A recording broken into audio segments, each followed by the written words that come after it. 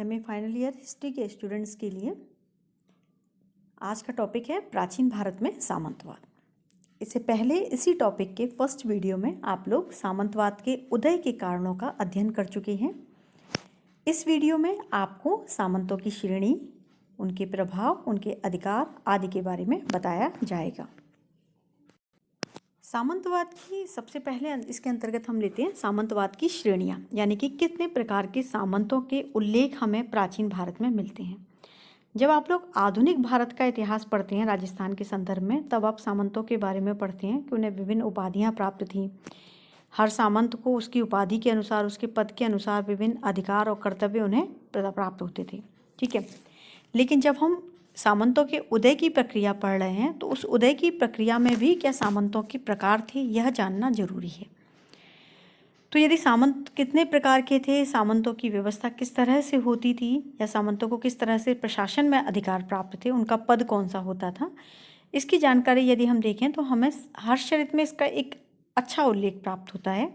हर्षचरित में 6 प्रकार के सामंतों का उल्लेख मिलता है। इनके नाम हैं सामंत, महासामंत, आप्त सामंत, प्रधान सामंत और शत्रु सामंत तथा प्रतिसामंत। ठीक है, 6 प्रकार के सामंत हो गए: सामंत, महासामंत, आप्त सामंत, सामंत, प्रधान सामंत, शत्रु महासामंत और प्रतिसामंत। ठीक है, अब ये साधारण कोटि के जो भूस्वामी होते थे उन्हें क्या कहा जाता था? उन्हें सामंत कहा जाता था। और महासामंत कौन होते थे? जो बड़े भूस्वामी और बड़े अधिकारी होते थे उन्हें महासामंत कहते थे। और हर्ष के अभिलेखों में हमें महासामंतों के नाम भी मिलते हैं। 2 नाम प्राप्त होते हैं, स्कंदगुप्त और ईश्वरगुप्त। तो ये महासामंत रहे होंगे। शत्रु सामंत उन्हें कहा जाता था कि शत्रु सरदार जो थे, जिन्हें पराजित कर दिया जाता था और फिर अपने अधीन कर लेते थे, उन्हें शत्रु सामंत कहा जाता था। आप्त सामंत वे सामंत होते थे जो स्वेच्छा से सम्राट की अधीनता को स्वीकार करते थे, यानी वो ये देखते थे कि उनके ऊपर और कोई परिस्थिति नहीं है, तो वो ऐसे में राजा के अधीन हो जाते थे। उन्हें आप्त सामंत कहा जाता था। प्रधान सामंत राजा के सर्वाधिक विश्वास पात्र व्यक्ति होते थे। इन प्रधान सामंतों के परामर्श की उपेक्षा राजा कभी कर नहीं सकता था। ठीक है, तो प्रधान सामंत कौन हो गए? सबसे ज़्यादा प्रमुख हो गए। प्रतिसामंत, प्रतिसामंत प्रति किसे कहा जाता है? विरोधियों को। तो हो सकता है विरोधी सामंत जो थे उन्हें प्रतिसामंत कहा जाता था। तो इस तरह से हमें ये विभिन्न नाम सामंतों के संदर्भ में प्राप्त होते हैं, जो उनकी सेवा में आने के संदर्भ में उनके अधिकारों के आधार पर उन्हें विभिन्न भागों में बांटा गया था। सामंतों का एक प्रमुख कर्तव्य था अपने स्वामी के लिए युद्ध के समय सेना जुटाना। हर्ष की सेना में अधिकांशतः सामंतों द्वारा ही सेना सम्मिलित होती थी। हर्षचरित से पता चलता है कि सैनिक अभियान के समय हर्ष अपनी सेना की विशाल संख्या को देखकर आश्चर्यचकित रह गया। तो यदि उसकी खुद की सेना होती तो आश्चर्यचकित क्यों रहता? तो स्वाभाविक है, उसे खुद को नहीं पता था कि सामंत इतनी विशाल सेना उसके लिए ला सकते हैं। ये कहा जाता है कि हर्षवर्धन की सेना में 6 लाख पदाती सैनिक थे। तो 6 लाख पदाती यानी कि पैदल सैनिक थे, तो हो सकता है सामंत की सेना इसमें सम्मिलित थी। तो हर्षोत्तर काल यदि हम देखें तो इस काल में सामंतवाद जो था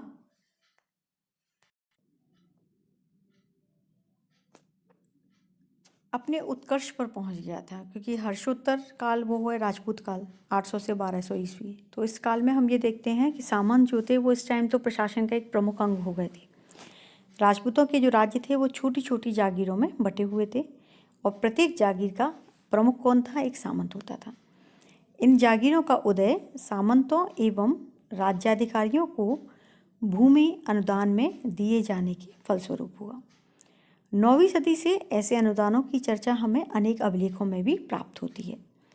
राज्य के अधिकारियों तथा कर्मचारियों को उनकी सेवा के बदले भूमिखंड दिए जाने का जो सिद्धांत था वो सर्वमान्य था, यानी कि ज़्यादातर ये अनुदान फिर किसे दिए जाते थे? जो सैनिक अधिकारी थे उन्हें दिए जाते थे, और उन सैनिक अधिकारियों को वहाँ के प्रशासनिक और न्यायिक अधिकार भी धीरे धीरे मिलते चले गए। बुंदेलखंड में चंदेल राजाओं ने अपने अधिकारियों को बहुत अधिक भूमि अनुदान दिए थे, क्योंकि ऐसा हमें अनेक उल्लेख अनुदान के चंदेल लेखों में प्राप्त होते हैं। परमर्दी देव था, परमर्दी देव के लेख से पता चलता है कि ये अनुदान सैनिक सेवा के लिए दिए जाते थे। परमर्दी देव ने अपने सेनापति अजयपाल को एक पग भूमि अनुदान दिया था। और एक अन्य अभिलेख से पता चलता है कि 1171 ईस्वी में परमर्दी देव के सेनापति मदनपाल को एक पूरा गांव ही अनुदान में दिया गया था। इस प्रकार की जो भूमि थी जो अनुदान में दी जाती थी वो सब प्रकार के करों से मुक्त होती थी। परमार वंश के राजाओं में भी के अभिलेखों में भी हमें इस तरह से भूमि अनुदान के उल्लेख प्राप्त होते हैं कि यशोवर्मा नामक अपने सामंत को परमार राजा भोज ने 1500 गांव जो थे वो अनुदान में दिए थे, क्योंकि यशोवर्मा महासामंत था और उसके अधीन कई सामंत थे, इसीलिए उसे 1500 गांव दान में दिए गए थे। राज परिवार के व्यक्तियों को भी इनके निर्वाह के लिए भूमिखंड दान दिए जाते थे। अभी मैंने आपको बताया था कि सामंत रक्त संबंधों से भी जुड़े हुए होते थे, तो कई बार राज परिवार के लोगों को भी जो भूमिखंड दिए गए तो उन भूमिखंडों पर उनका फिर पैतृक अधिकार होता चला गया और वो भी सामंत की श्रेणी के अंतर्गत आ गए। और भूमि अनुदान पाने वाले जो अधिकारी थे वो भी धीरे धीरे सामंत बन गए। राजपूत काल में सामंतों की संख्या बहुत अधिक बड़ी थी। चाहमान राजा पृथ्वीराज के अधीन 150, कलचुरी राजा कर्ण के अधीन 136, चालुक्य कुमारपाल के अधीन 72 सामंतों के अस्तित्व का पता चलता है। इस प्रकार राजपूत राजा अपने सामंतों पर शासन करते थे और सामंत अपनी जनता पर करते थे, यानी कि उन्हें कुछ कहना है वो सामंतों से कहेंगे तो सीधे प्रजा से उनका संबंध नहीं था। 12वीं शताब्दी के लिखित ग्रंथों में सामंतों और राज्याधिकारियों को वेतन के रूप में भूमिखंड दिए जाने के सिद्धांत का समर्थन किया गया है।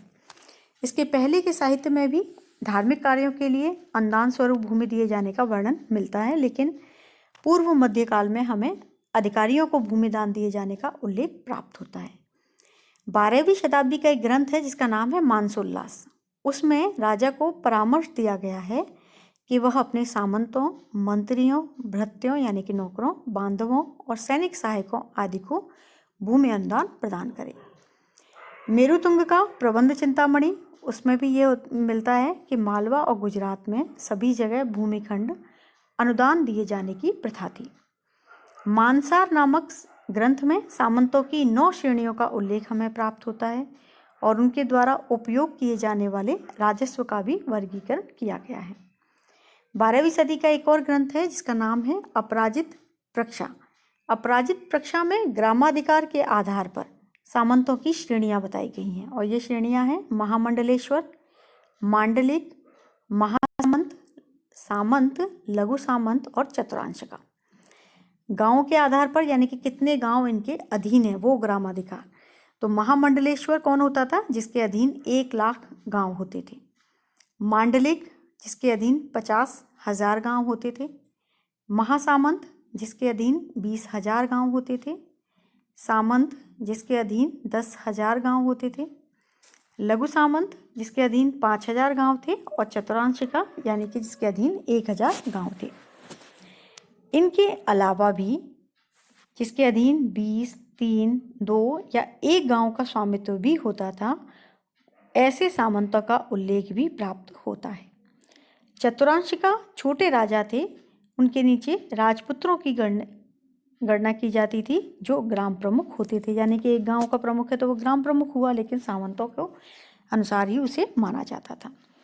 राजपूत युग में उत्तरी भारत अनेक छोटे छोटे भागों में विभाजित हो चुका था। इस विभाजन के पीछे भूमि अनुदानों की अधिकता ही बहुत कुछ अंशों में उत्तरदायी थी। भूमि अनुदान प्राप्त करने वाले व्यक्ति धीरे धीरे अपना पद एवं प्रभाव बढ़ाकर सामंत बन गए और इस तरह राजा और जनता के बीच एक महत्वपूर्ण वर्ग खड़ा हो गया जिसे सामंत कहा जाता है। अब सामंतों के समय जो किसानों की स्थिति थी वो बहुत खराब होती चली गई। क्यों खराब हुई? क्योंकि किसानों को सामंतों के प्रति निष्ठावान रहना होता था। राजाओं से उनका प्रत्यक्ष नियंत्रण या प्रत्यक्ष संबंध नहीं था। सामंत किसानों का शोषण करते थे, जिससे भारत में सामंतवाद का उत्कर्ष हुआ। सामंतों ने व्यापार वाणिज्य को हतोत्साहित किया। आत्मनिर्भर ग्रामीण अर्थव्यवस्था को उन्होंने प्रोत्साहित किया, क्योंकि वे नहीं चाहते थे कि कोई उनके गांव से बाहर जाए, उनके क्षेत्र से बाहर जाए। सामंतों और उनके अधीनस्थों के अपने अपने क्षेत्रों में व्यस्त रहने के कारण स्थानीयकरण की जो भावना थी वो विकसित हुई और सामाजिक गतिशीलता जो थी वो अवरुद्ध हो गई। लेकिन भारतीय सामंतवाद यूरोपीय सामंतवाद के समान जटिल नहीं था। ठीक है, भारतीय किसान अपने खेतों में काम करते थे, स्वतंत्र किसानों की संख्या भी अधिक थी और केंद्रीय सरकार के साथ उनका संबंध था। बेगार करनी होती थी लेकिन बहुत कम। ठीक है, आर.एस. शर्मा ने भारतीय सामंतवाद की कुछ विशेषताएं बताई हैं। ये हैं भूमि अनुदान में दी गई भूमि के साथ साथ किसानों का हस्तांतरण, बेगार प्रथा का प्रसार, किसानों, शिल्पियों और व्यापारियों के अपने इच्छानुसार जहाँ चाहें वहाँ जाकर बसने पर रोक, मुद्रा का अभाव, व्यापार का ह्रास, राजतंत्र व्यवस्था, दंड प्रशासन का अनुदान, भोगियों को सौंपा जाना, अधिकारियों को वेतन स्वरूप अलग अलग क्षेत्रों का राजस्व सौंप देना तथा सामंती दायित्वों का विकास। इस तरह से ये विशेषताएं यदि हम देखें तो इन विशेषताओं को आधार पर हम कह सकते हैं कि भारतीय सामंतवाद का जो रूप था वो थोड़ा सा अलग रूप था। ठीक है, लेकिन ये स्पष्ट कह सकते हैं कि सामंतवाद का जो विकास भारत में हुआ वो हर्षकाल से राजपूत काल तक हुआ। ठीक, और सामंतवादी प्रवृत्तियों का तेजी से विकास कब हुआ? जब विदेशी व्यापार का पतन हो गया, सिक्कों का अभाव हो गया। ऐसे समय में जब अर्थव्यवस्था संकुचित हो रही थी तब सामंतवाद का विकास हुआ।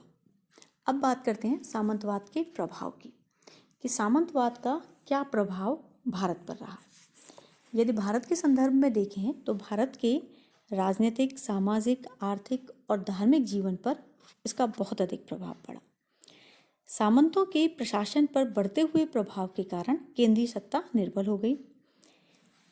राजा अपनी शक्ति के लिए, सेना के लिए सामंतों पर आश्रित हो गए। उनका अपने प्रजा के साथ प्रजा की समस्याओं से समझने का जो संबंध था वो बहुत कम हो गया। वे सामंतों के परामर्श को ही सब कुछ समझने लगे।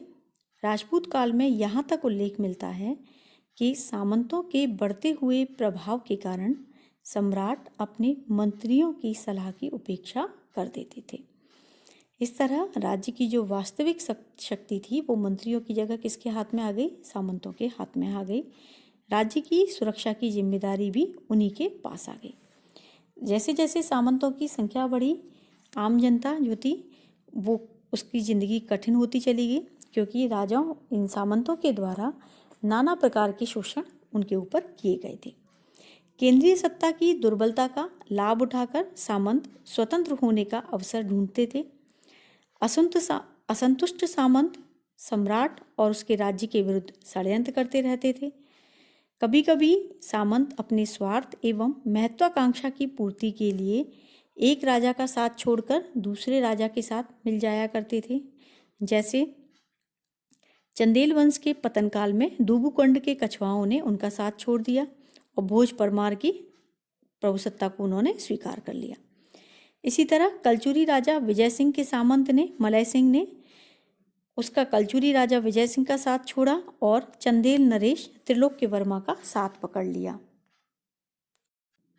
इसी प्रकार चालुक्य राजा कुमारपाल के कई सामंत रिश्वत लेकर उनके शत्रुओं की ओर चले गए। तो इस तरह से क्या होता था, जब सामंत किसी राजा के पास चले गए तो ऐसे में उस पहले राजा की स्थिति बुरी हो जाती थी।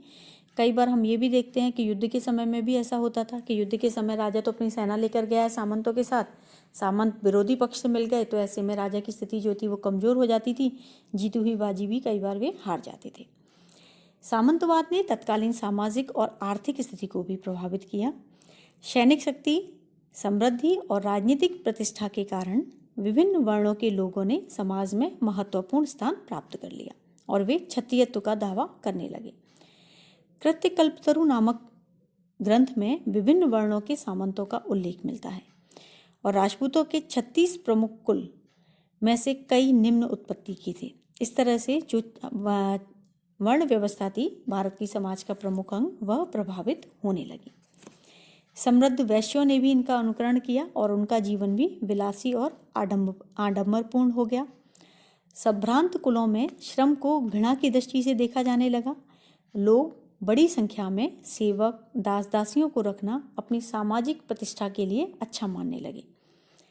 धार्मिक क्षेत्र में यदि इसका प्रभाव हम देखें तो धार्मिक क्षेत्र के अंतर्गत धार्मिक संप्रदायों ने भी सामंती विलासिता और वैभव के जीवन को अपनाया। मठाधीश जो होते थे वो सामंतीय उपाधियां धारण करने लगे। मंदिरों में देवताओं की उपासना ठाट बाट के साथ होने लगी। मंदिरों तथा मठों के स्वामियों का जीवन सामंतों के ही समान विलासी और वैभवपूर्ण बन गया। आर्थिक क्षेत्र पर भी सामंती व्यवस्था का प्रभाव पड़ा। विभिन्न सामंती इकाइयां आत्मनिर्भर आर्थिक इकाइयों में परिवर्तित हो गई। अभी मैंने आपको बताया कि ये लोग गांव को आत्मनिर्भर करने पर जोर देते थे, व्यापार वाणिज्य पर उन्होंने कम करने पर जोर दिया और एक स्थान से दूसरे स्थान पर सामाजिक गतिशीलता को उन्होंने रोका था। सामंतों में स्थानीयता की भावना प्रबल हो गई। उन्होंने अपने अपने क्षेत्रों में बसे हुए व्यापारियों एवं व्यवसायियों को दूसरे स्थान पर जाने पर पाबंदी लगा दी। फलतः व्यापार वाणिज्य का पतन होने लगा, सामाजिक गतिशीलता अवरुद्ध हो गई। अब कृषि और पशुपालन ही आर्थिक जीवन के आधार मान लिए गए। उल्लेखनीय है इस काल में कि लक्ष्मीधर ने वार्ता के अंतर्गत वाणिज्य को शामिल नहीं किया, जबकि वार्ता के अंतर्गत त्रयी वार्ता कहा जाता है। ठीक है, तो त्रयी वार्ता में व्यापार शामिल था, लेकिन इस काल में हम ये देखते हैं कि इस काल में वाणिज्य को इसमें सम्मिलित नहीं किया गया। इसमें केवल कृषि और पशुपालन बताया गया, जबकि वार्ता कृषि, पशुपालन और व्यापार इन तीनों को कहा जाता है। मुद्रा के अभाव में, मापतोल में और स्थानीय मानकों के प्रचलन से व्यापारियों की स्थिति दयनीय हो गई। तो ऐसे में अधिकांश व्यापारियों ने कृषि करना शुरू कर दिया। विष्णु और वायु पुराण में यह कहा गया है कि कलयुग में वैश्य वर्ण विलुप्त हो जाएगा, यानी कि व्यापार अवसान की ओर जा रहा था, तो वैश्य वर्ण जो था वो विलुप्त होने लगा। सामंतों द्वारा अपने अपने क्षेत्र के विकास को प्राथमिकता देने के कारण स्थानीय संस्कृतियां विकसित हो गईं। विभिन्न स्थानों में अलग अलग भाषाओं, बोलियों और परंपराओं का प्रारंभ हो गया। स्थानीयता की इस प्रवृत्ति ने देश में क्षेत्रीयतावाद को जन्म दिया। लोग अपने अपने क्षेत्र को ही अपना देश मानने लगे और शासकों के लिए राजनीतिक एकता बनाए रखना कठिन हो गया। इस तरह से सामंतवाद ने भारतीय समाज, आर्थिक स्थिति, प्रशासन, राज्य इन सब पर प्रभाव डाला। लेकिन फिर भी हम ये कह सकते हैं कि सामंतीय व्यवस्था का योगदान केवल दोष ही नहीं थे, बल्कि सामंतीय व्यवस्था ने भारतीय समाज में, भारतीय आर्थिक स्थिति इत्यादि में भी अपना योगदान दिया। राजा अपने अधीन केंद्रीय सत्ता, एक बड़ी केंद्रीय सेना रखने में असमर्थ था, तो सामंतों की सेना की सहायता से उसे शत्रु पक्ष से लड़ने में सहायता प्राप्त होती थी। कि सामंतों की सेना भी उसकी अपनी ही सेना थी, जिस पर उसे खर्च नहीं करना, सिर्फ उसे किसी गांव का कर उस सामंत को लेने के लिए बोलना है। सामंत उसे कर भी देगा राजा को, और इसके बदले में वो सेना भी रखेगा अपने पास।